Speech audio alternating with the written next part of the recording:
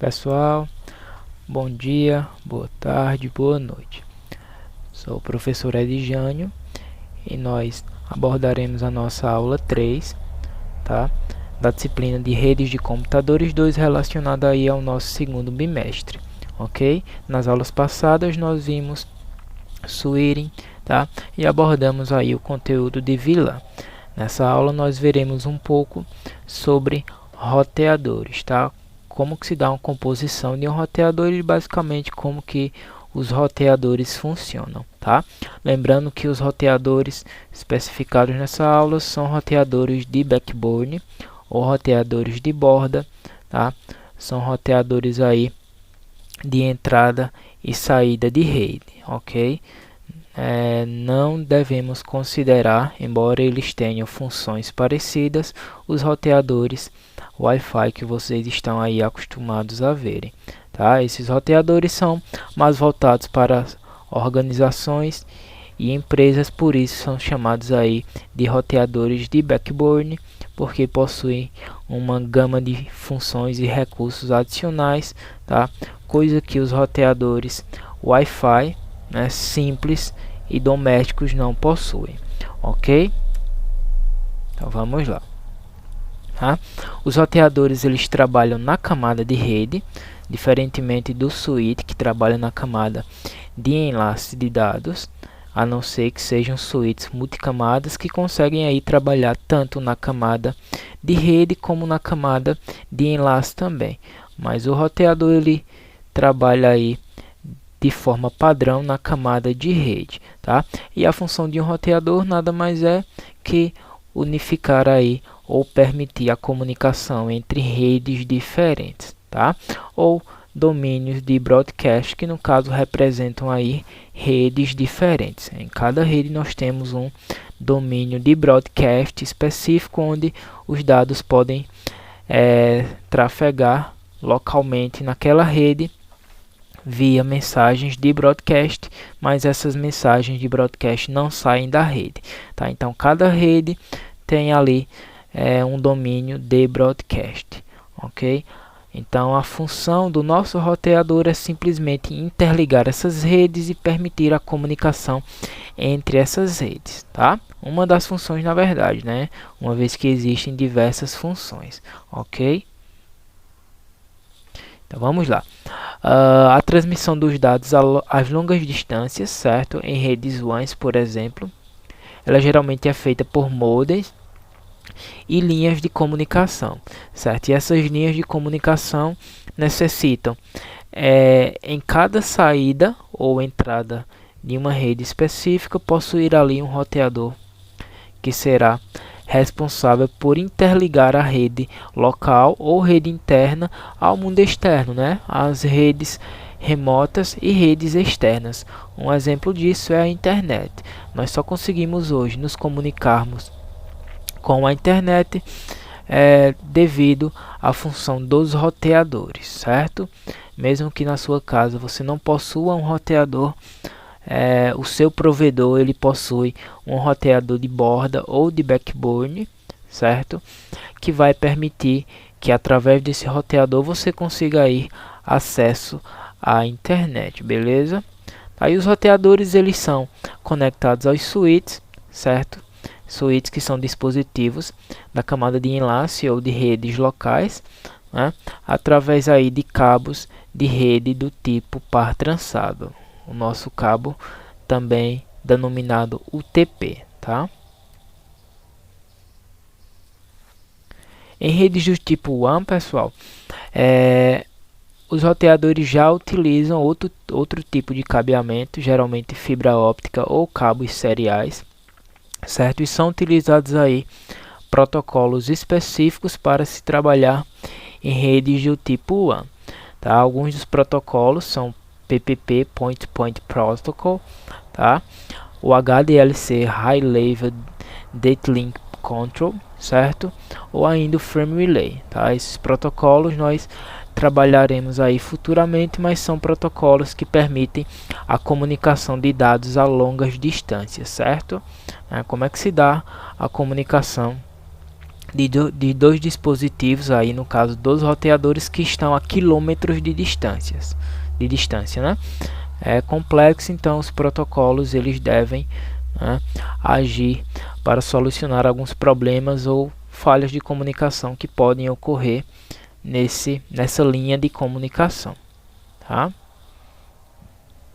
Existe uma arquitetura geral dos roteadores, uma composição, digamos assim, de hardware e software, claro, dos roteadores, tá? Mas vamos nos atentar um pouco ao hardware, certo? Nós temos aí 4 componentes, certo? Nós temos as portas de entrada, o elemento de comutação, as portas de saída e o processador de roteamento, tá? São os elementos básicos de hardware aí que compõem, né, um roteador, tá? Na sua função básica. Claro que nós temos aí tipos de memória, nós temos processadores, tá? Mas fisicamente aí, né, existe uma arquitetura ou composição geral, tá? Que é definido aí em portas de entrada, elementos de comutação, portas de saída e processador de roteamento, tá? Que definem a função básica de um roteador,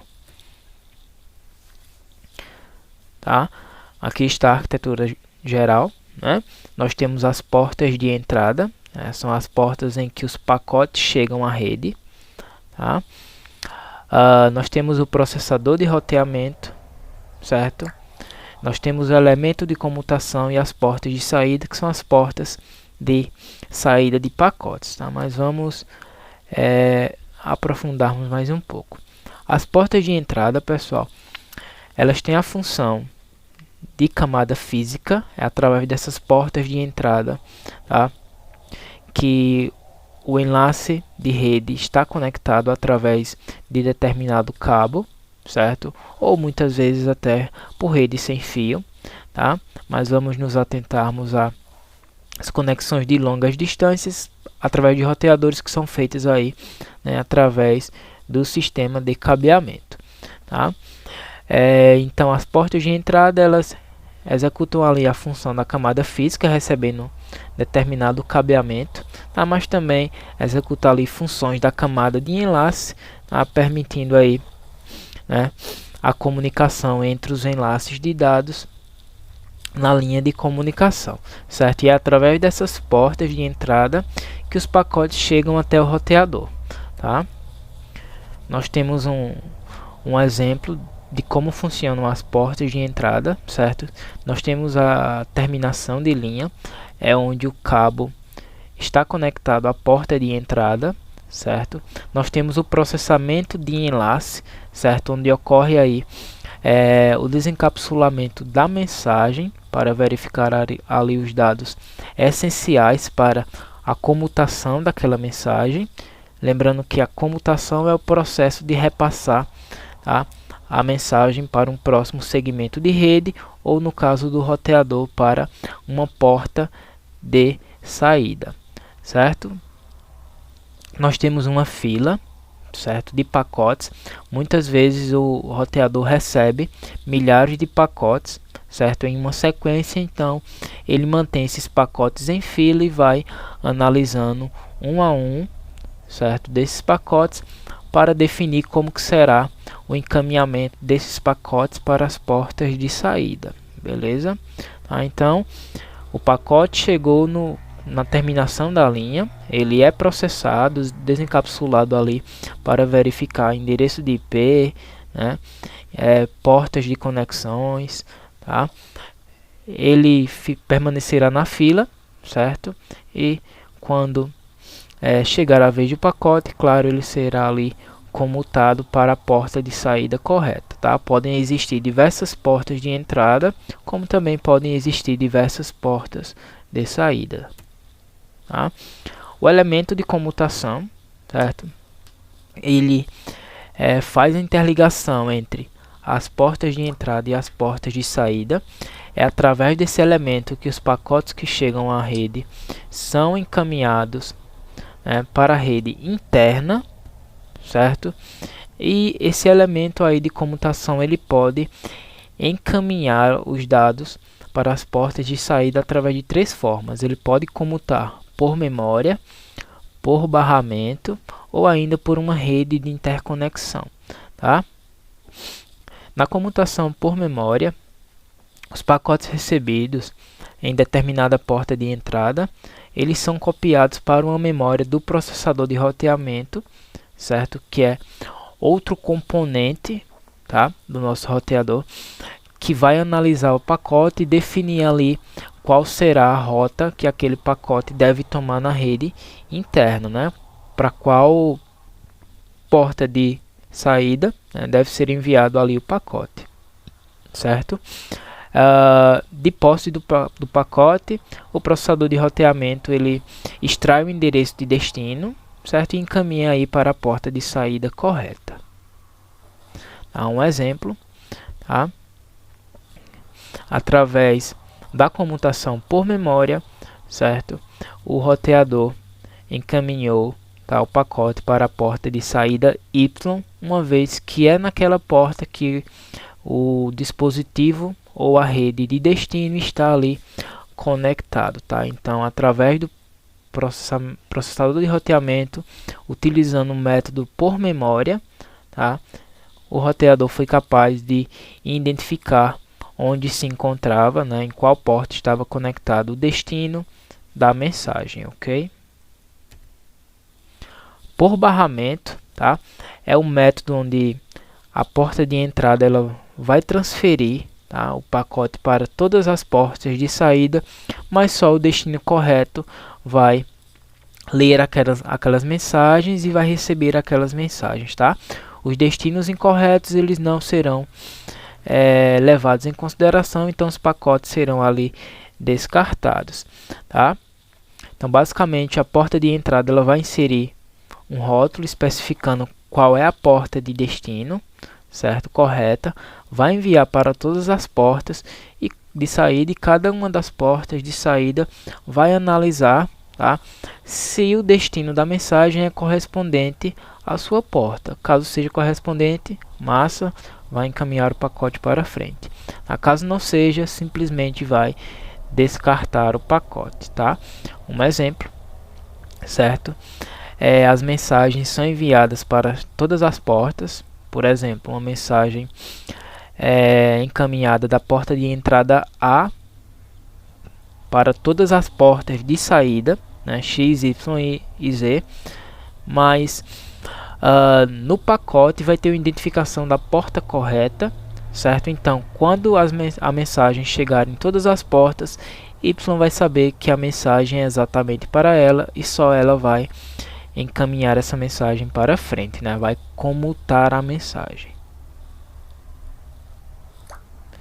E aí nós temos o elemento de comutação através de uma rede de interconexão, tá?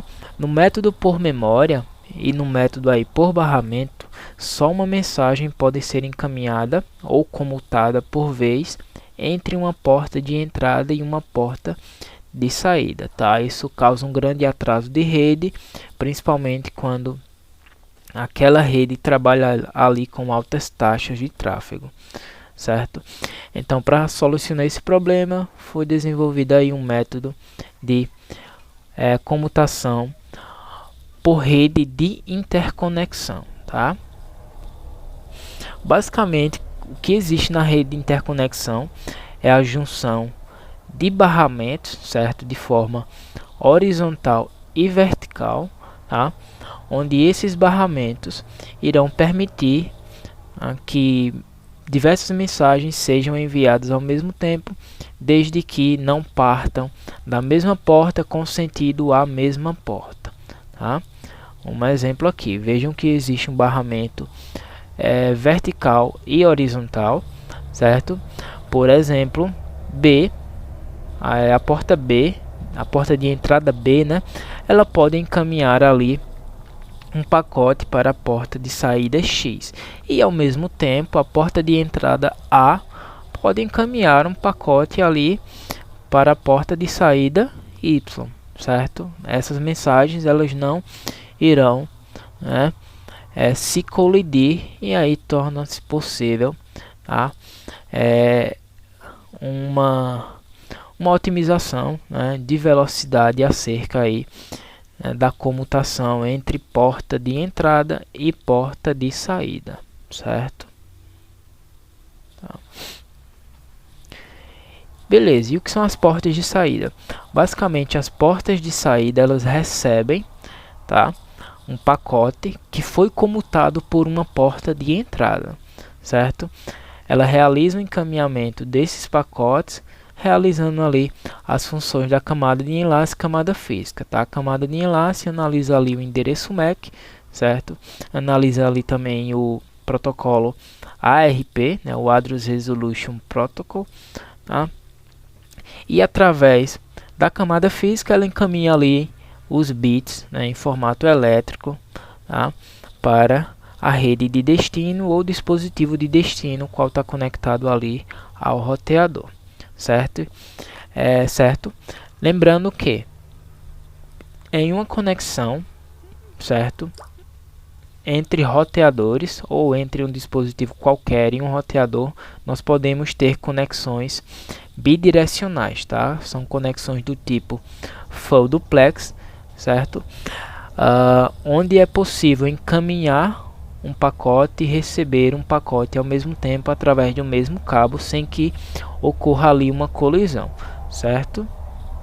Isso é realizado graças à divisão de bandas entre os sistemas de cabeamento. Por exemplo, um cabo de fibra óptica ele pode ali ser dividido em dois canais, um para envio e outro para recepção.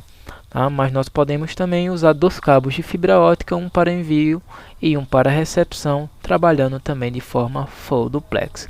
Tá? Isso reduz o número de colisões, bem como otimiza ali a velocidade de transferência de informações naquele segmento de rede. Tá? Então, basicamente, nas portas de saída existe uma fila de saída também. Tá? Essa fila de saída recebe os pacotes do elemento de comutação, que comutou mensagens lá das portas de entrada. Existe o processamento da camada de enlace, certo? O encapsulamento das mensagens para atender a determinados protocolos de saída.